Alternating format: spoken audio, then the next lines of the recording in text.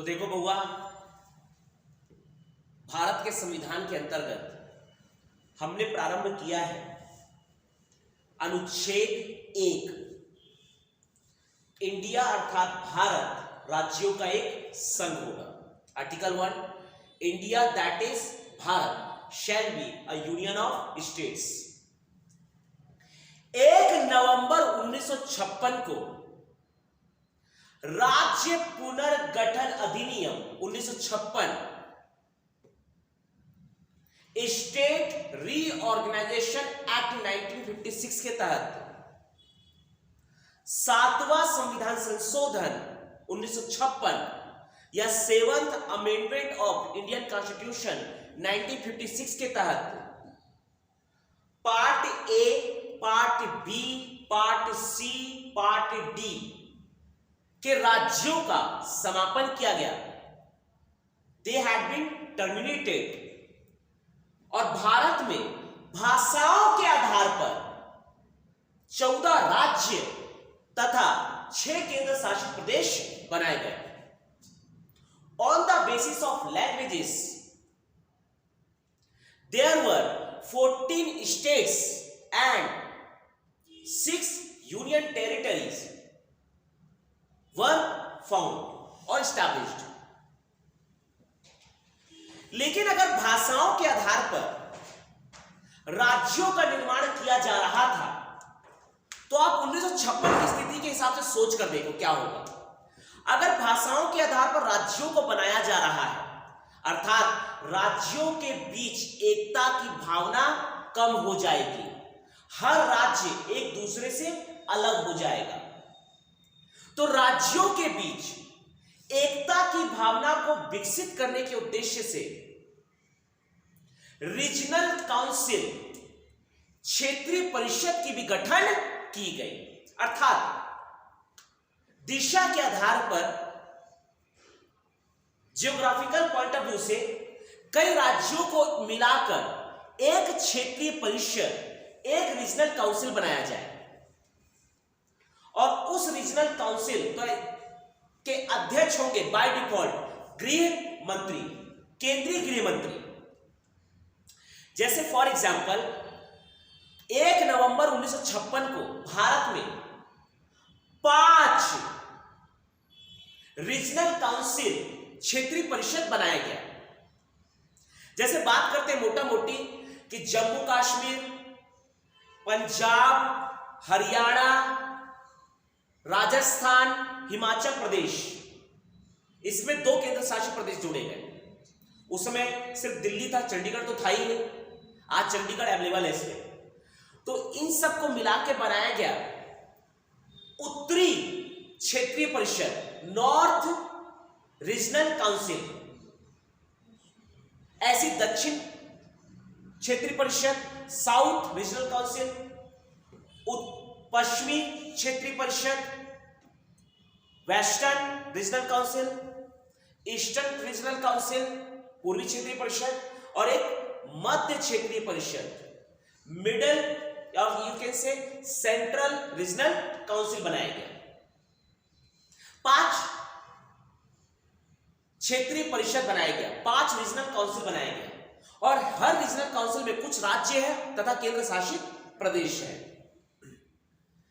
इन सभी 5 regional council के by default पदेन अध्यक्ष होंगे केंद्रीय गृह मंत्री, सेंट्रल होम मिनिस्टर।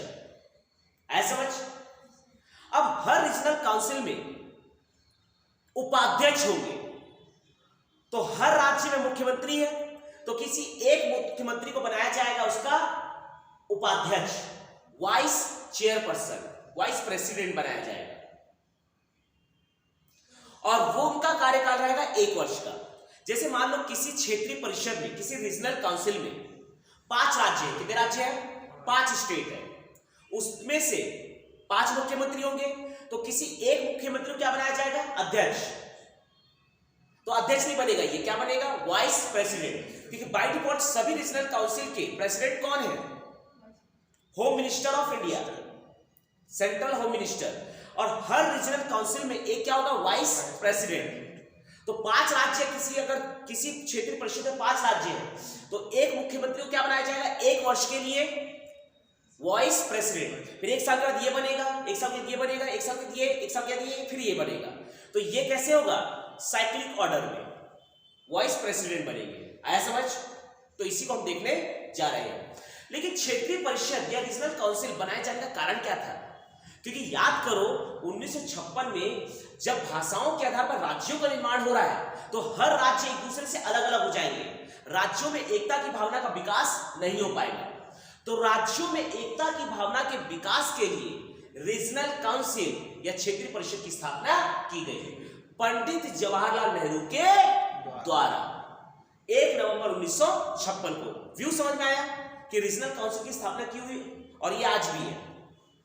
तो यहां पर है, ये हमारा देश है भारत, ये हमारा देश है भारत।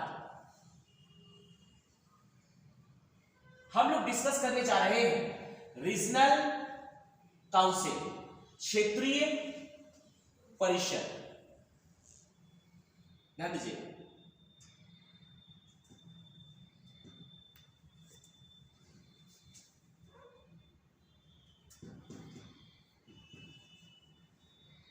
यह है आपका पाकिस्तान ऑक्यूपाइड कश्मीर, आजाद कश्मीर, अक्साई चीन, जम्मू कश्मीर, लद्दाख, पंजाब, हरियाणा, यह आपका है चंडीगढ़, एनसीआर, दिल्ली, राजस्थान, गुजरात, यहां पर है मध्य प्रदेश, यह आपका है छत्तीसगढ़ राज्य, यह आपका है उत्तर प्रदेश, बिहार, झारखंड, उड़ीसा, मध्य प्रदेश, महाराष्ट्र, गोवा, कर्नाटका, केरला, तमिलनाडु, आंध्र प्रदेश, तेलंगाना। ठीक, यह आपका है सिक्किम, वेस्ट बंगाल, मेघालय, नागालैंड, मणिपुर, मिजोरम, त्रिपुरा, असम एंड अरुणाचल प्रदेश। तो ध्यान दीजिएगा, आज की क्लास में आर्टिकल 1 के अंतर्गत हम डिस्कस करने जा रहे हैं रीजनल काउंसिल, रीजनल काउंसिल, क्षेत्रीय परिषद। रीजनल काउंसिल का अर्थ क्या है? क्षेत्रीय परिषद, रीजनल काउंसिल। इसकी स्थापना की गई है, इसकी स्थापना हुई है 1 नवंबर 1956 को, जब भारत में 14 राज्य तथा 6 केंद्र शासित प्रदेश बनाए गए थे भाषाओं के आधार पर, जिसे राज्यों के बीच में एकता की भावना नहीं विकसित हो पाती। तो राज्यों के बीच एकता की भावना विकसित करने के उद्देश्य से 1 नवंबर 1956 को तात्कालिक प्रधानमंत्री पंडित जवाहरलाल नेहरू के द्वारा रीजनल काउंसिल, क्षेत्रीय परिषद की स्थापना की गई। अर्थात इसके फाउंडर मेंबर कौन है? This is founded by prime minister Pandit Jawaharlal Nehru, Jawaharlal Nehru. समझ आया ना? आगे बढ़ते हैं। जिस समय रीजनल काउंसिल बना था उस समय भारत में कितने रीजनल काउंसिल थे? 5, और अभी कितने हो गए हैं? 6। तो शुरू में थे 5, अभी हो गए 6। Number of regional council, number of regional council, क्षेत्रीय परिषद की संख्या 1956 में जब इसकी स्थापना हुई थी तो 5 थे, लेकिन 1971 में ये हो गए कितने? 6। 1971 में कितने हो गए? 6। ये 1975 हो गई, 1975 हो गई, 1975, क्योंकि सिक्किम कब आया है? एक सेकंड, ये सॉरी 1971 ही है। एक बार चेक करो, तो एक बार चेक करो, 1971 है क्योंकि बांग्लादेश अलग हुआ था ना, 1971 देखो तो 1971 में ये हो गए, एक और जुड़ गया, तो कितने रीजनल काउंसिल हो गए? 6। ध्यान दीजिएगा, ध्यान दीजिएगा, समझते हैं वो रीजनल काउंसिल कौन कौन से हैं। तो शुरू के 5 रीजनल काउंसिल, अच्छा इसको बनाए जाने का कारण क्या है? राज्यों के बीच एकता की भावना का विकास हो। तो इसका उद्देश्य क्या है? पर्पस, इसका पर्पस क्या है? टू इस्टैब्लिश, हाँ, to establish what? To establish unity among states. आया? क्योंकि राज्यों का निर्माण किया गया है किस आधार पर? भाषाओं के आधार पर। ध्यान दीजिएगा, हम देखते हैं सबसे पहले 5 रीजनल काउंसिल कौन कौन से बने थे। 5 रीजनल काउंसिल जो बनाया गया था उसे हम डिस्कस करने जा रहे हैं। ध्यान दीजिएगा, पहला है नॉर्थ रीजनल काउंसिल। पहला कौन सा है? North regional council. पहला है नॉर्थ रीजनल काउंसिल, उत्तरी क्षेत्रीय परिषद। वर्तमान में इसमें शामिल है केंद्र शासित प्रदेश जम्मू कश्मीर, लद्दाख, जम्मू कश्मीर, लद्दाख, पंजाब, हिमाचल प्रदेश, हरियाणा। कौन सा? हरियाणा। और एक पकड़ना है आपका राजस्थान। कौन सा? राजस्थान। और 2 केंद्र शासित प्रदेश, एक आपका चंडीगढ़ और दूसरा है एनसीआर दिल्ली। तो ये सभी शामिल है नॉर्थ रीजनल काउंसिल में। किसमें शामिल है? नॉर्थ रीजनल काउंसिल में। तो नॉर्थ रीजनल काउंसिल में शामिल है, ये रेड वाला समझ आ जाएगा ना? रेड वाला समझ में आ जाएगा। तो ये पूरे शामिल है नॉर्थ रीजनल काउंसिल में। ये है रेड वाला, ये शामिल है नॉर्थ रीजनल काउंसिल में, ये सभी शामिल है। और इसका हेडक्वार्टर है दिल्ली में। इसका हेडक्वार्टर कहाँ है? दिल्ली में। इसका हेडक्वार्टर है नई दिल्ली में, न्यू दिल्ली में। ठीक है ना? आगे बढ़ते हैं। इसके बाद देखते हैं south regional council. South regional council, दक्षिणी क्षेत्रीय परिषद। इसमें शामिल है आपका कर्नाटक, केरल, तमिलनाडु, आंध्र प्रदेश और तेलंगाना। और साथ ही साथ इसमें शामिल है 3 केंद्र शासित प्रदेश। पहला लक्षद्वीप, पुदुचेरी में कौन कौन है? माहे, यनम, पुदुचेरी, कराईकल, ओवरऑल पुदुचेरी। ये भी शामिल है किसमें? साउथ रीजनल काउंसिल में। और साथ ही साथ शामिल है अंडमान एंड निकोबार आइलैंड, ये भी शामिल है। तो कौन कौन शामिल है? साउथ रीजनल काउंसिल में शामिल है 5 राज्य, 5 स्टेट्स, कर्नाटक, केरल, तमिलनाडु, आंध्र प्रदेश, तेलंगाना। साथ ही साथ 3 यूनियन टेरिटरीज, लक्षद्वीप, पुदुचेरी और अंडमान एंड निकोबार आइलैंड। ये आया। अब देखते हैं ईस्ट। इसका हेडक्वार्टर कहाँ है? ये है आपका चेन्नई। इसका हेडक्वार्टर कहाँ है? चेन्नई। इसका हेडक्वार्टर है आपका चेन्नई।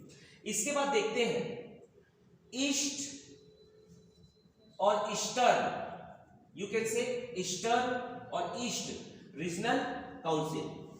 ईस्ट रीजनल काउंसिल, पूर्वी क्षेत्रीय परिषद। इसमें शामिल है आपका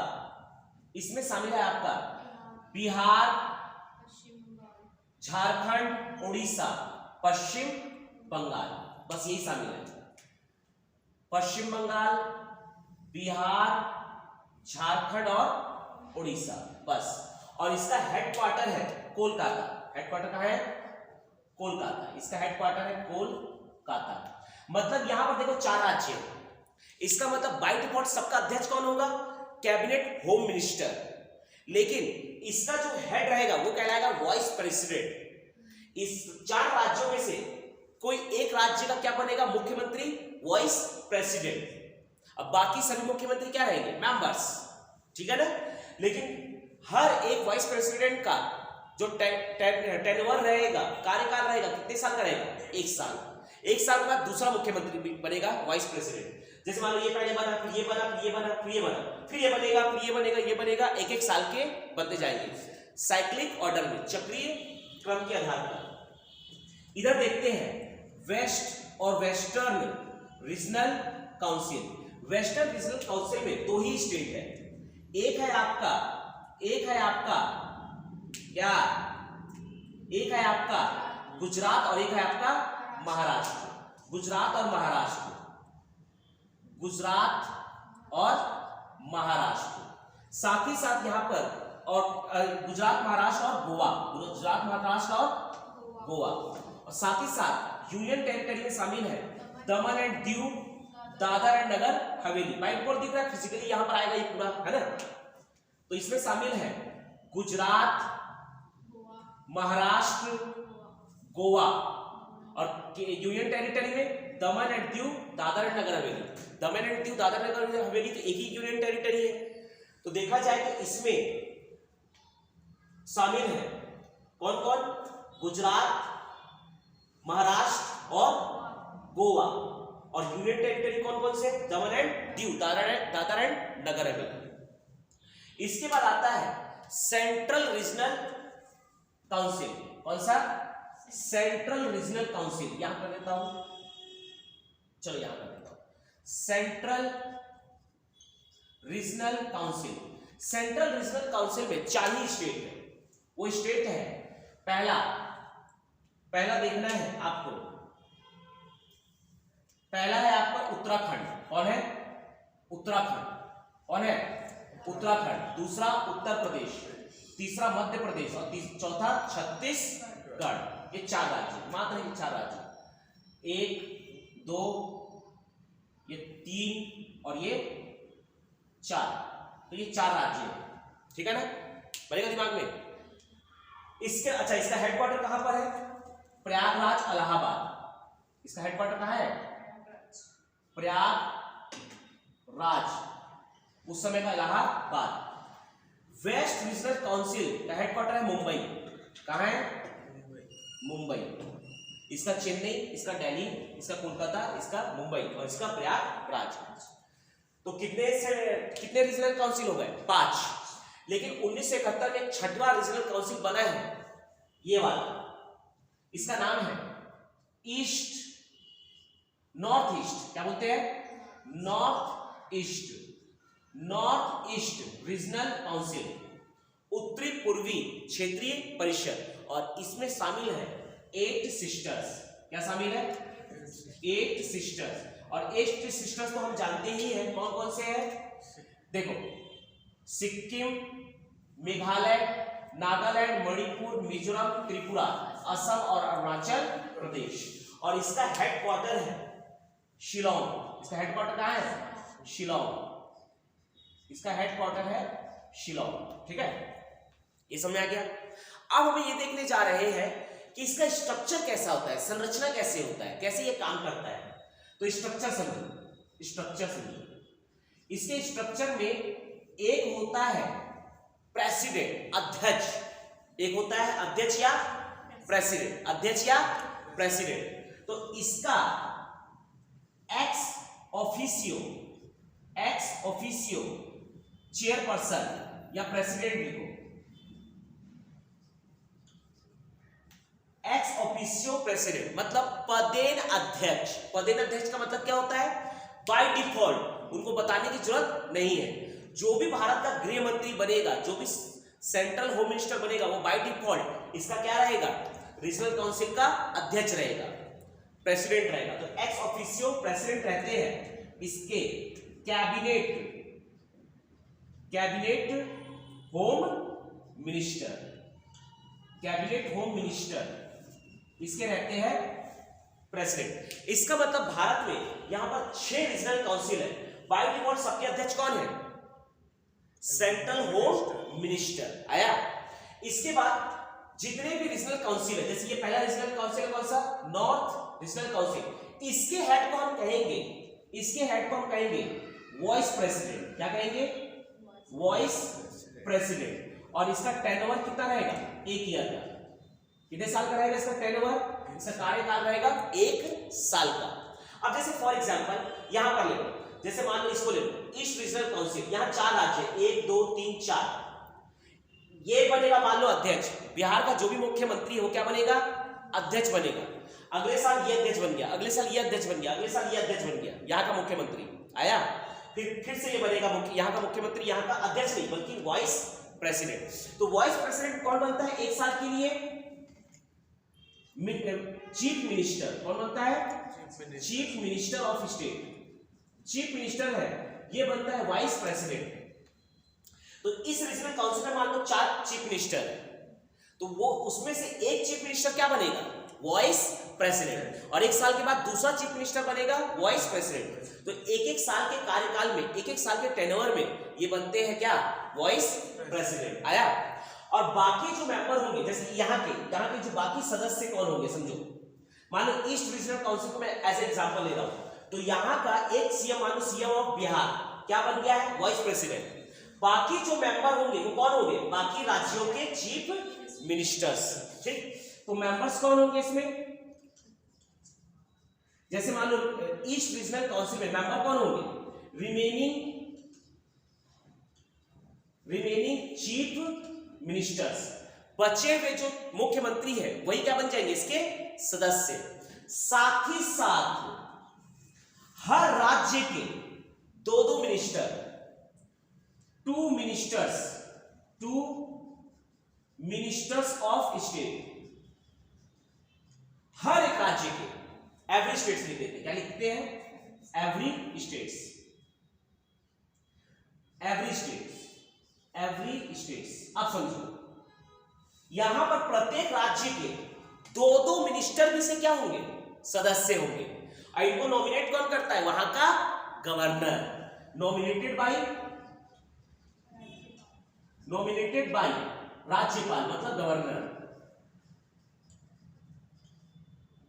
गवर्नर में ओ आता है कि ई आता है, ओ गवर्नर। तो यहां पर समझना है, मान लो किसी एक मुख्यमंत्री को तुम क्या बना दिए हो, वाइस प्रेसिडेंट, बाकी मुख्यमंत्री क्या रहेंगे, इसके मेंबर्स। साथ ही साथ हर राज्य से 2 मिनिस्टर, हर राज्य से, यहां पर 4 राज्य है तो हर राज्य से 2 मिनिस्टर, कितने मिनिस्टर हो जाएंगे, 8 मिनिस्टर। हर राज्य से 2 मिनिस्टर भी से क्या होंगे, सदस्य होंगे, और वो किसके द्वारा नॉमिनेट किए जाएंगे, राज्यपाल के द्वारा। लेकिन अगर कोई रीजनल काउंसिल जहां केंद्र शासित प्रदेश है, मान लो जैसे यहां पर देख लो, साउथ रीजनल काउंसिल में 3 केंद्र शासित प्रदेश, 3 यूनियन टेरिटरी, लक्षद्वीप, पुदुचेरी और अंडमान निकोबार।